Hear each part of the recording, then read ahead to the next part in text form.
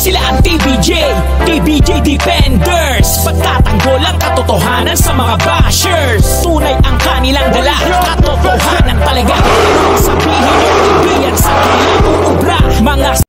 Hi guys, this is DJ K na my K, okay, and shoutout po sa mga ka-TBJ legit Dabber Gods natin dyan. Hi!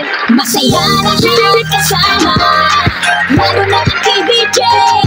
Kasama ang mga Dabber Gods na may isang ligaw. Nagbubuod ang araw nyo, Tito B. Yan, nagbabalik na naman po si DJ K na my K, okay, and sana okay din kayo. Diba sana all? Boom! Ayan, nagbakasyon lang. Kayo naman, grabe kayo eh. Nagbakasyon lang.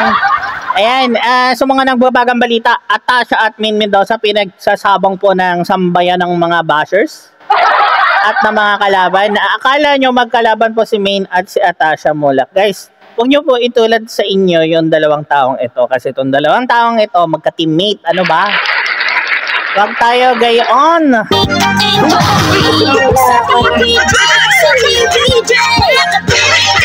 Ayan, shoutout po sa mga ka-TBJ legit Dabber Gods natin dyan. Alam ko na-miss nyo ako kasi nanahimik ako. Ganun talaga.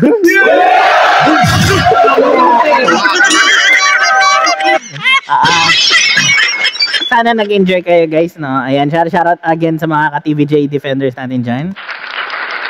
Ayan, so simulan na natin. Ayan, shoutout din kay Ders guys. Don't forget to like and subscribe to Ders, and kay Jay Guevara, Chris Ulo, Jake Magnus, kay Tita basta si Tita. Ayaw baggitin eh, no? Tita Mise.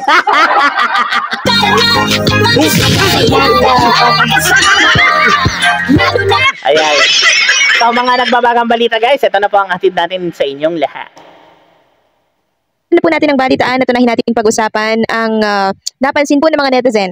Marami na po kasi ang nakakahalata na itong sila Atasha at Main Mendoza ay kakaiba po. Oh, sabay nag-ano talaga eh, no? Grabe naman, Ders. Kakabalik ko lang, nag-ads agad eh. Kakaiba po yung closeness sa isa't isa para ating magkatabi at iisa po ang likaw ng bituka pagdating sa kalokohan. Kaya sa nag-i-issue noon... Guys, alam nyo naman kasi, walang discrimination po sa TBJ. Ewan ko ba kung bakit ginagawa ng kwento ng mga kalaban tong si Atasha at si Main Mendoza. Inggit kayo?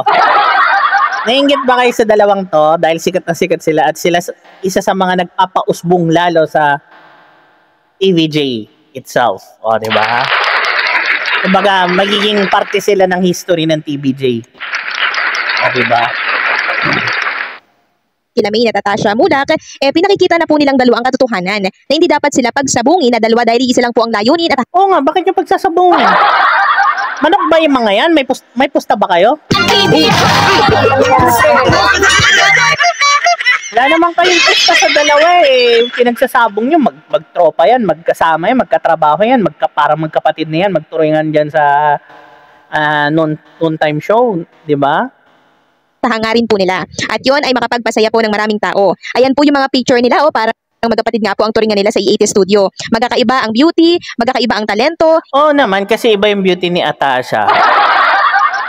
Iba din ang beauty po ni Main. May kanya-kanyang kagandahan sa mata ng tao at sa mata ng Diyos. Ano ba?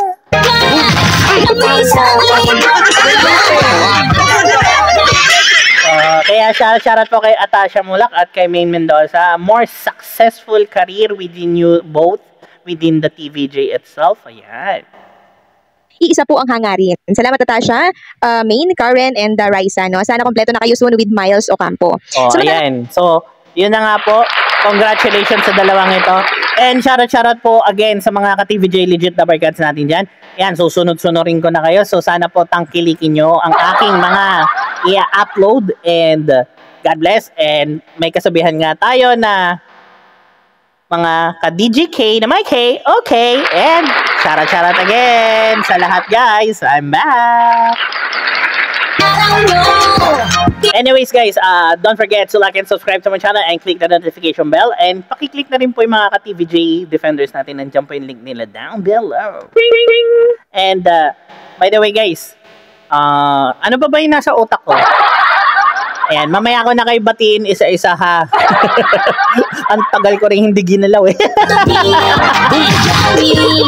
Yung aking comment section. Grabe naman kayo. Ayan. Anyways guys, God bless to everyone and always be yourself, be kind, be authentic, and be original, and lots of love to everyone. Have a blessed day. Bye guys. Masaya lahat.